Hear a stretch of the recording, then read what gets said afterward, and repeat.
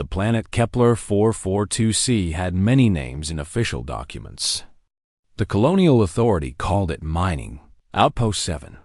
The star charts listed it as K442c, but the people who lived there called it Dustball, and they said the name with tired affection, the way a person might talk about an old dog that refused to die. Elena Vasquez stood at the observation window of her office and watched the brown wind sweep across the surface. Dust storms were common here. Clean air was not. She had been the colony administrator for 6 years now, ever since the authority decided she asked too many questions at her previous posting and needed to be sent somewhere quiet. Dustball was the quietest place in human space. Nothing happened here. Nothing ever would. The colony had 2,847 people. Most of them were miners who dug through rock and sand to pull out the heavy metals that kept Earth's machines running. The work was hard, and the pay was small. The equipment was old because the authority never sent new supplies. The medical bay had 3 beds and 1 doctor, who was also the dentist. The security force had 12 people and guns that were 20 years out of date. Elena had requested better weapons 4 times. The authority had denied her 4 times. Dustball was not important enough for good weapons. She turned away from the window and looked at the reports on her desk. Production was down 3% this quarter. The main drill needed repairs that would cost more than her annual budget. 2 families had requested transfer to better colonies, and she could not blame them. Living on Dustball was not easy. It was just cheap.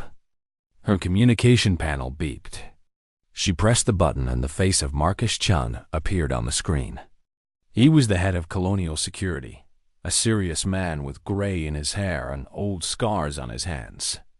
He had been a soldier once, before he came here to escape memories he did not like to discuss. "Administrator," he said, and his voice was strange. "You need to come to the operations center, now." Elena did not ask questions.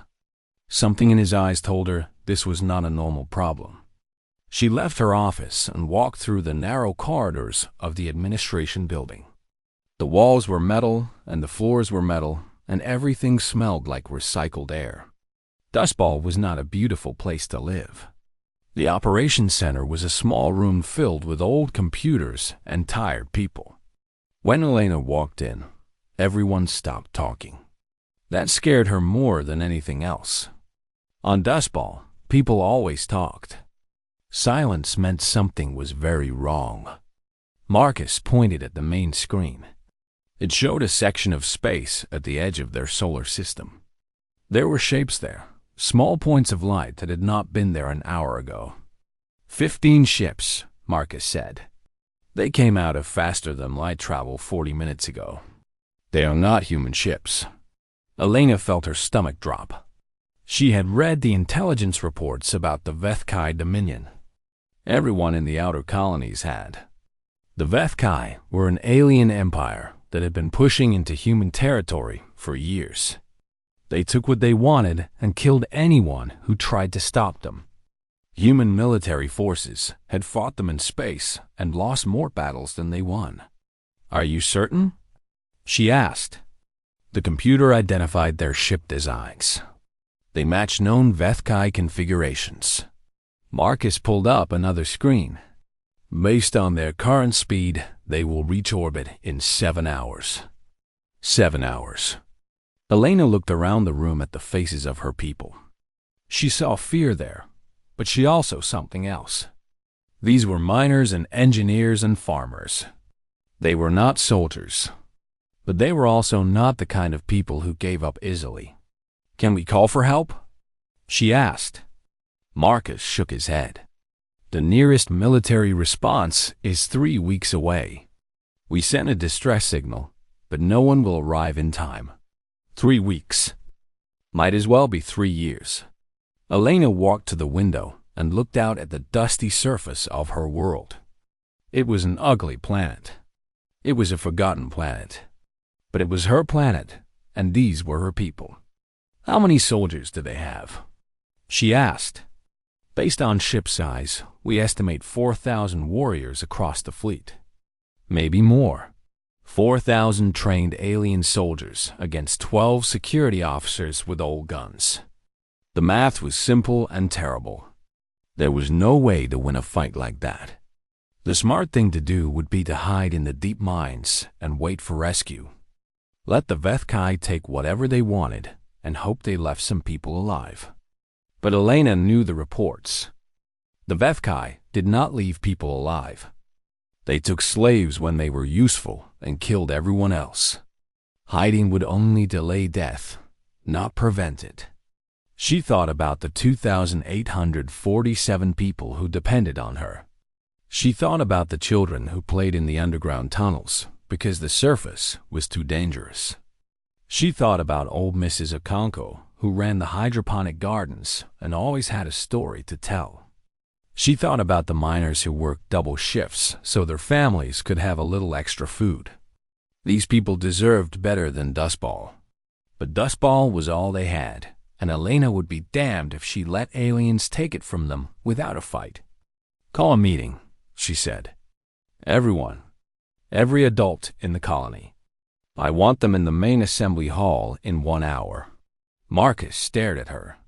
Elena, what are you planning? She turned to look at him, and something in her eyes had changed. She was not just an administrator anymore.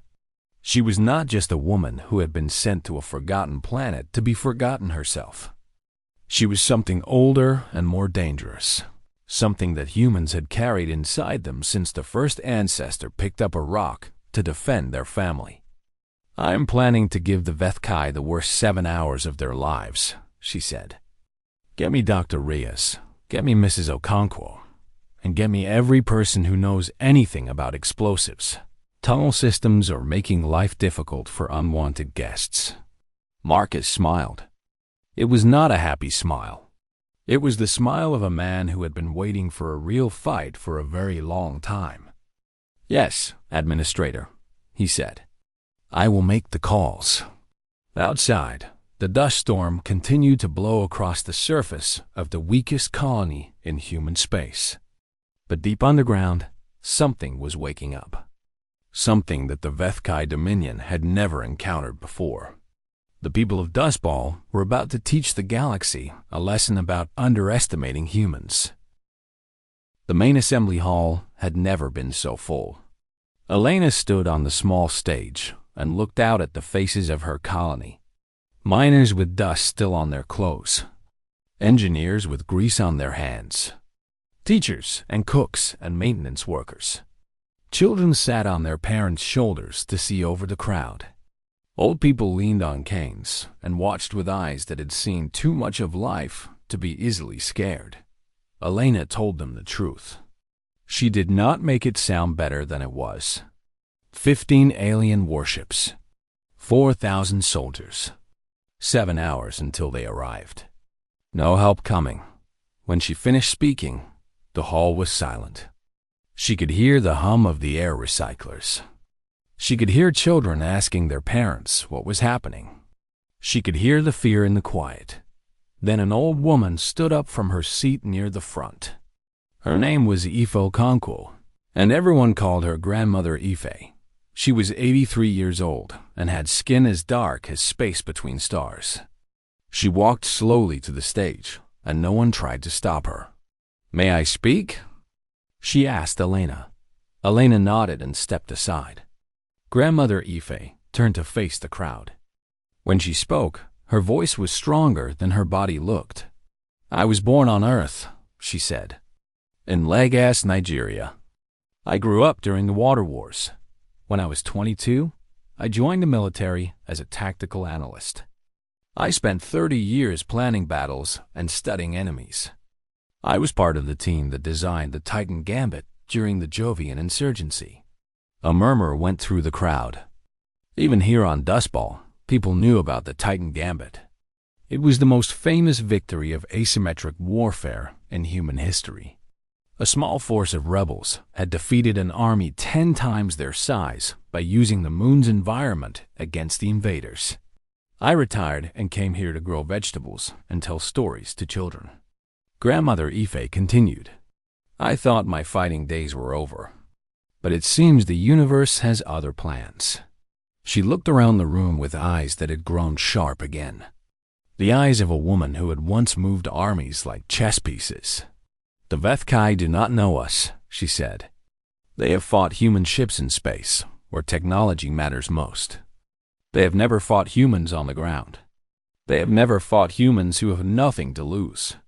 They think we are weak because our colony is poor. They think we will surrender because we have no army. They are wrong.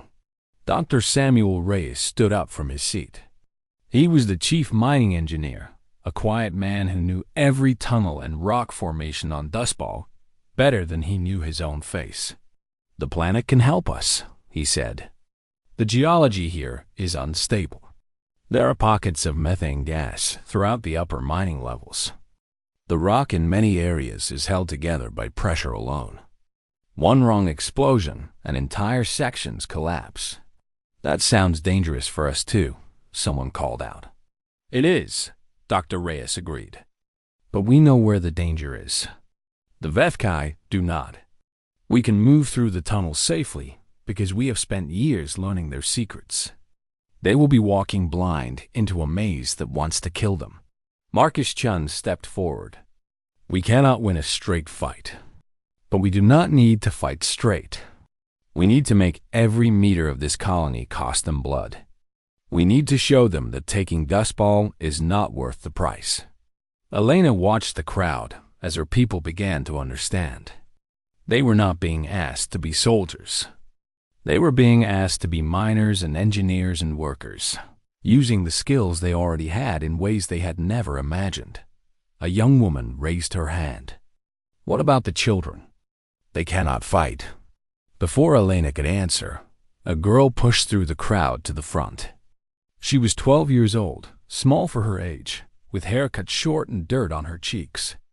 Her name was Yara Okonkwo, granddaughter of Grandmother Ife. We know the tunnels better than anyone, Yara said. My friends and I play in passages that adults cannot fit into. We know shortcuts that are not on any map. We can help. Her grandmother looked at her with a mix of pride and worry, but she did not tell her to sit down. The children can be our messengers and guides, Grandmother Ife said. They can move through spaces the Vethkai cannot follow. They can seal exits and open passages. They will not fight directly, but they will be essential. Elena stepped forward again. I will not order anyone to do this. I am asking for volunteers. If you want to hide in the deep mines and wait for rescue, I will not judge you. But if you want to fight for your home, I need you to stand up now. For a moment, no one moved. Then a miner in the back row stood. Then another. Then another. Like a wave moving through the hall, people rose to their feet. Old and young. Strong and weak. People who had never held a weapon in their lives, standing next to the 12 security officers who had trained for combat. When the standing was done, only 235 people remained seated. These were the very old, the very young, and the sick. Everyone who could contribute was willing to try. Elena felt something in her chest that she had not felt in years. Pride. Not for herself, but for these people. These forgotten, ignored, underestimated people who had been given nothing by the galaxy and were now willing to give everything to protect each other. We have 7 hours, she said. Dr. Reyes will organize the mining teams to prepare the tunnels. Grandmother Ife will coordinate overall strategy. Marcus will train anyone who can hold a weapon. Yara and the children will map the routes we need. Everyone else will follow instructions from team leaders. She looked out at her colony, at her people, at her family. The Vethkai are coming to take our home. Let us prepare a welcome they will never forget. The crowd began to move, breaking into groups, following their leaders to their assigned tasks. There was fear in the air, but there was also something else. Purpose. For the first time in years, The people of Dust Ball were not just surviving. They were fighting for something that mattered. 7 hours was not much time. But desperate humans have always been able to do impossible things when the clock is running out. The miners of Dust Ball would prove that once again. The forgotten colony was about to make history. Commander Jetharak stood on the bridge of his warship and looked at the brown planet below. His species had conquered 47 worlds across 3 star systems. They had crushed armies and broken empires. Taking this small mining colony would be easier than training exercises. His intelligence officers had told him everything about the target. Population under 3,000. Security force of 12 humans with outdated weapons. No military support within weeks of travel. The Vethkai had detected the human distress signal and laughed at it. Help would arrive long after the colony was under Dominion control. Open a channel to the surface, Jetharak ordered. His communication officer obeyed. A moment later, a human female appeared on his screen. She had dark hair with gray in it and tired eyes. She did not look scared. That annoyed him slightly. "I am Commander Jetharak of the Vethkai Dominion," he said. "Your colony is now property of the Dominion. Surrender immediately, and your deaths will be quick." The human woman looked at him for a long moment. Then she spoke a single word. "Come." The screen went black. Jetharak felt his mandibles twitch in confusion. He had expected begging. He had expected negotiations. He had not expected a challenge. "She must be insane," his second-in-command said. "They have no weapons to fight us." "Then this will be even easier than expected," Jetharak replied. "Send the first landing force. 800 warriors. Secure the surface structures and capture the leadership." The landing ships launched from the fleet and descended toward the planet. Jetharak watched them on his tactical display, small dots moving toward the cluster of buildings that marked the colony's surface presence. It would all be over within the hour. On the surface, the Vethkai warriors poured out of their landing craft with weapons ready. They were tall creatures, over 2 meters each, with armored skin and 4 arms that each held a different weapon. They had been bred for war and trained since birth to kill. 800 of them should have been enough to conquer a small city. For a mining colony, it was overkill. But the colony was empty. The Vethkai moved through the surface buildings and found nothing. Food sat on tables, still warm. Computer screens glowed with half-finished work.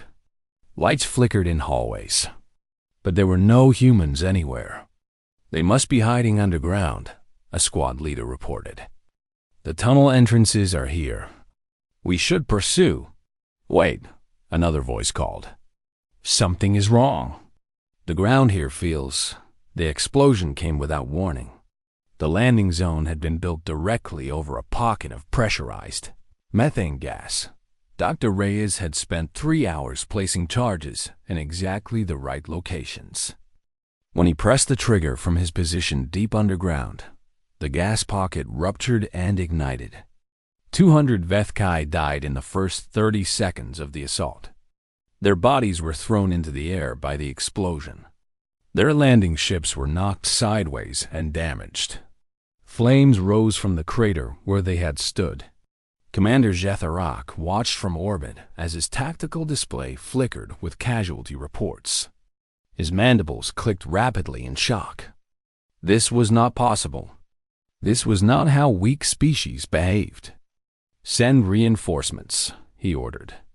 "All ground forces. Find these humans and kill them all." On the surface, the surviving Vethkai regrouped and pushed toward the tunnel entrances. They were angry now, thirsting for revenge. They charged into the dark passages with weapons blazing, certain that the cowardly humans would die quickly once caught. They did not understand that they were walking into a trap. The tunnels of Dust Ball had been dug over decades by miners who knew every trick of underground work. The passages twisted and turned in ways that confused sensors. Mineral deposits in the walls blocked communication signals. The Vethkai could only advance single file through many sections, making their numbers worthless. And the colonists were waiting. Marcus Chen led the first ambush team. They were not soldiers, just miners with pickaxes and homemade explosives. But they knew these tunnels like they knew their own homes. They struck from the darkness, killed quickly, and disappeared before the Vethkai could react. A group of Vethkai chased 3 humans down a narrow passage. They did not see Yara and her friends watching from a side tunnel too small for adult bodies. As soon as the aliens passed, the children sealed the passage behind them with explosive charges. The Vethkai were now trapped, cut off from their allies, easy targets for the miners waiting ahead. Grandmother Ife sat in the deep command bunker with maps spread before her. She moved markers across the paper as reports came in through the underground communication system. The Vethkai thought they were hunting humans. In reality, they were being herded like animals toward slaughter zones. Group 7, fall back to position Delta. Group 3, prepare the secondary charges. Yara, I need passage 47 sealed in 2 minutes. Her voice was calm. Her hands were steady.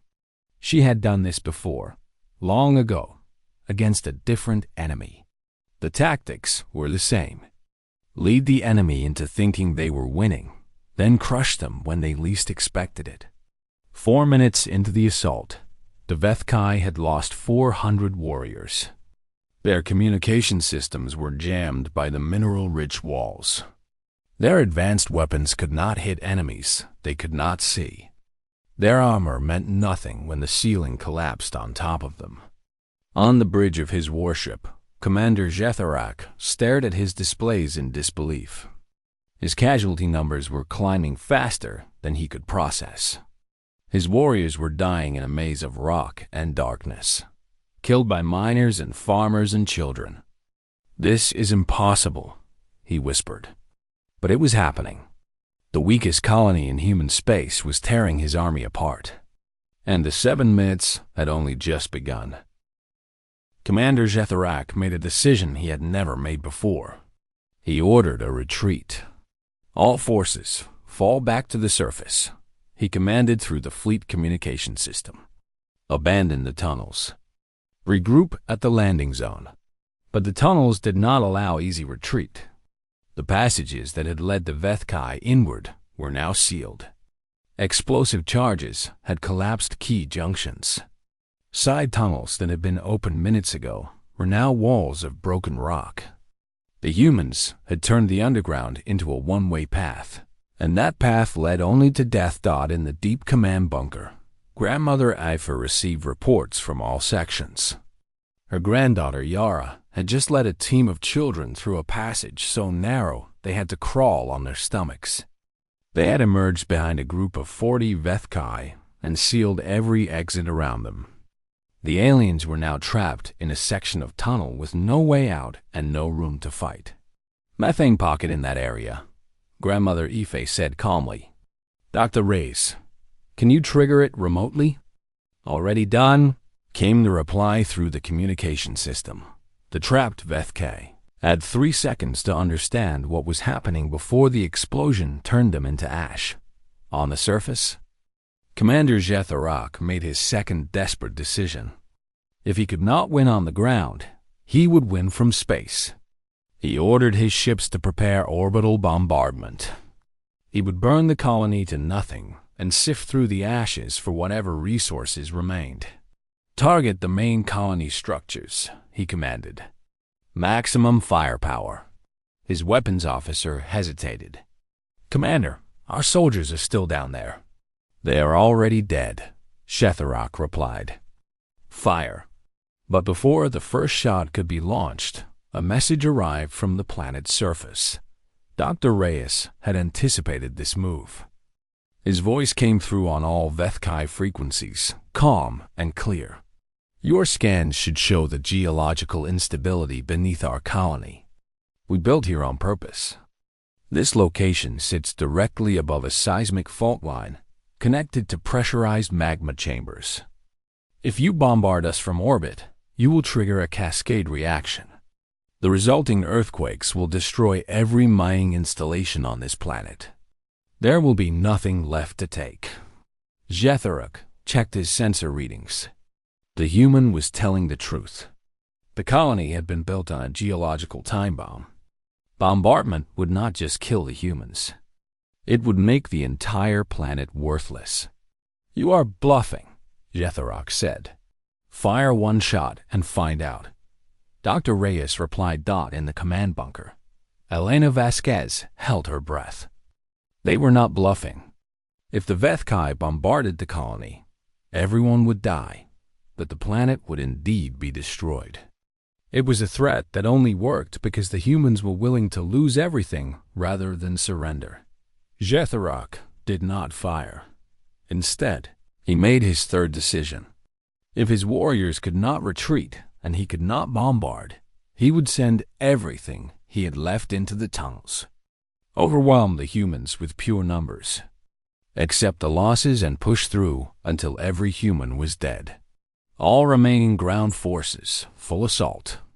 Take the command bunker. Kill everything that moves. The final wave of Vethkai charged into the tunnels. 500 warriors, the last of his ground forces, pushing through the darkness with desperate fury.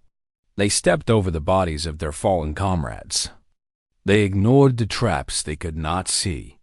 They just kept moving forward, deeper and deeper into the maze. Marcus Chun stood at the last defensive position before the command bunker. His 12 security officers were spread thin across multiple positions. They had been fighting for 5 minutes straight. Their ammunition was running low. But they were not alone. Beside them stood miners with tools that had become weapons. Farmers with explosives strapped to their chests, ready to sacrifice themselves if needed. Engineers who had spent their lives building things now using that knowledge to destroy the Vethkai hit the defensive line like a wave hitting a rock. The fighting was close and brutal. Alien warriors with 4 arms clashed against humans who had nothing but determination and desperation in the command bunker. Elena heard the sounds of battle growing closer. Then the door exploded inward, and 3 Vethkai warriors charged into the room. Grandmother Ife was thrown aside by the first attacker. Dr. Reyes grabbed a metal chair and swung it at the second, buying 2 seconds before being knocked unconscious. Elena picked up a mining laser from the equipment rack and fired. The first Vethkai fell with a smoking hole in its chest. The second turned toward her, raising its weapon. She fired again and missed. The alien fired and hit her shoulder. Pain exploded through her body. She fell backward, dropping the laser.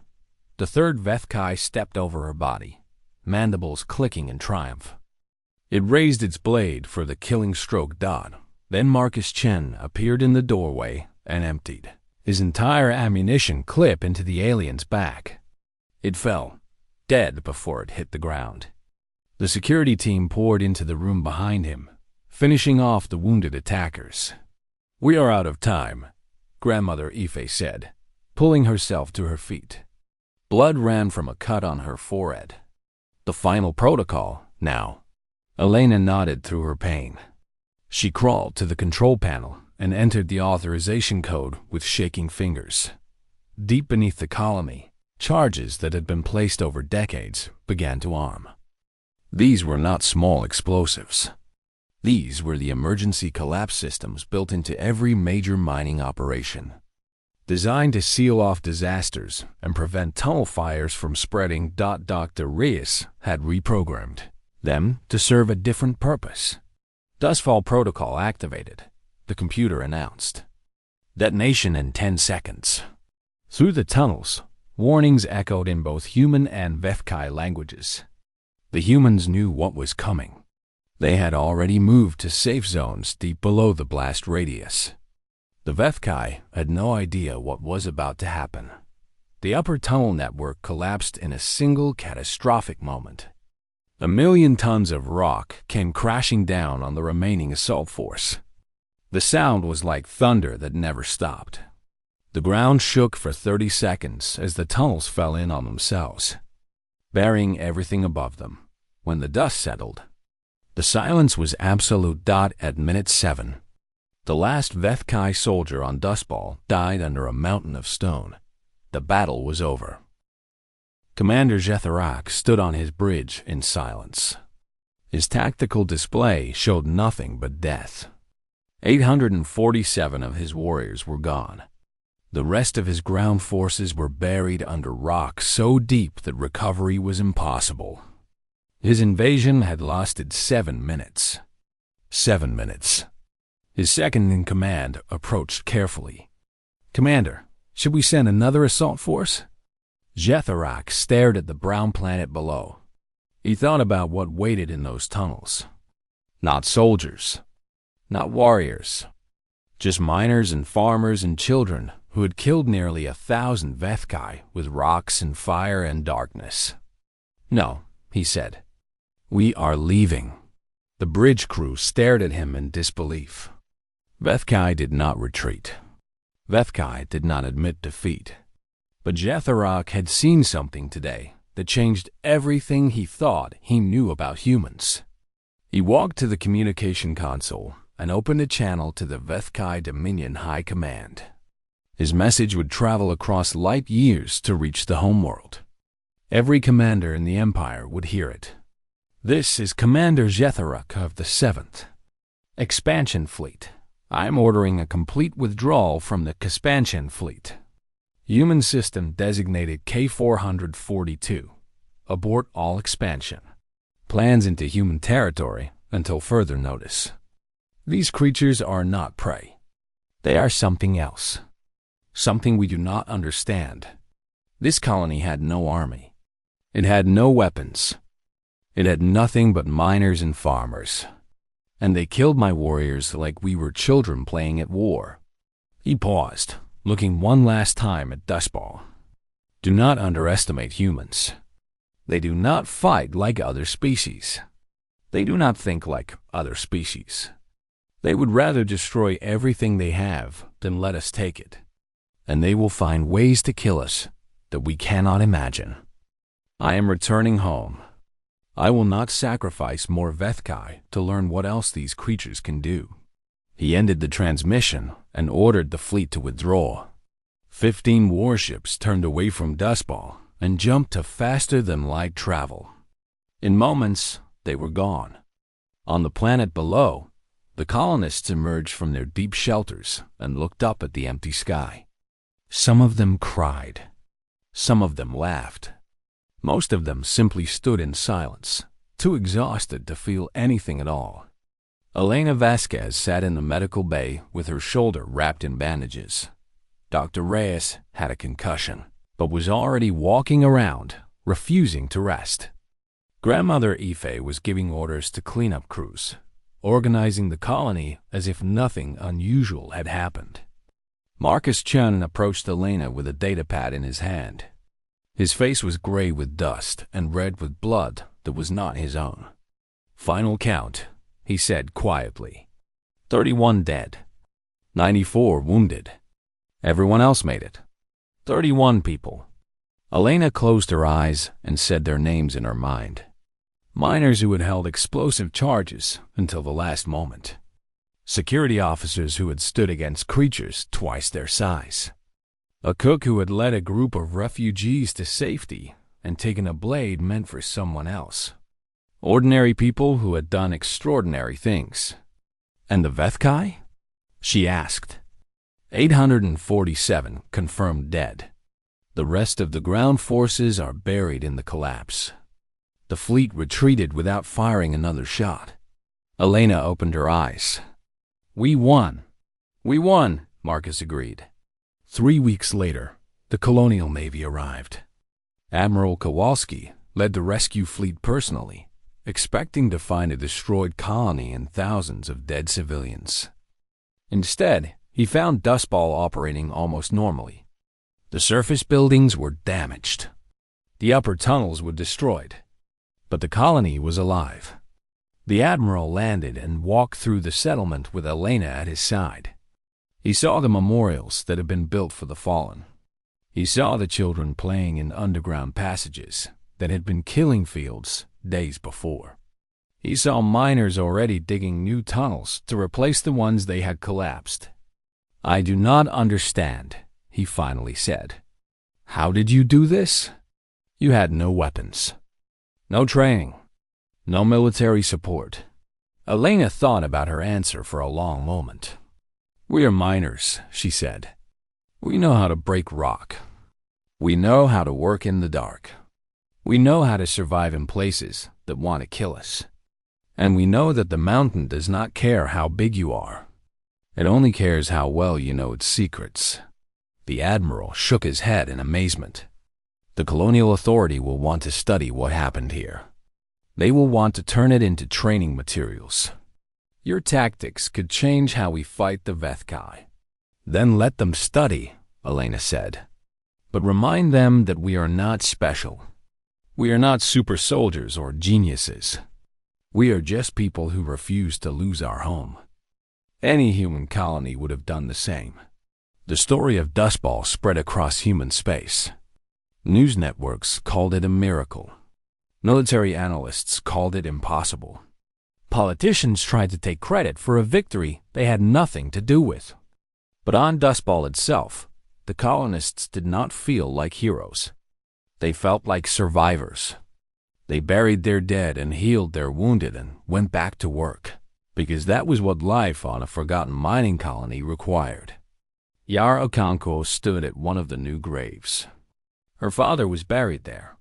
He had died in the tunnels, leading a group of Vethkai into a trap that killed them all. He had been a miner for 20 years, a quiet man who never talked about anything important.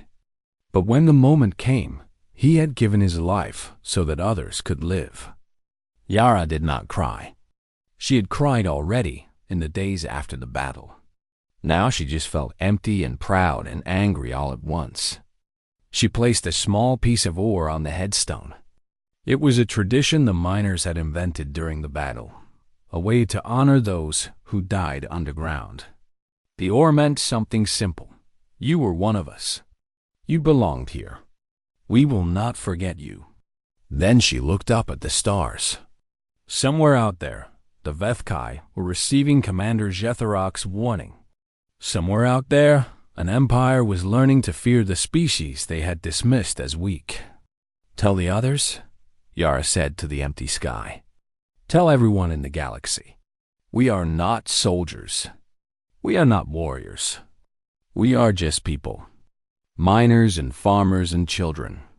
We have nothing but rock and dust in each other." She paused, and when she spoke again, her voice was as hard as the stone beneath her feet. "And we do not lose our homes." The wind blew across Dustball, carrying dust and memory.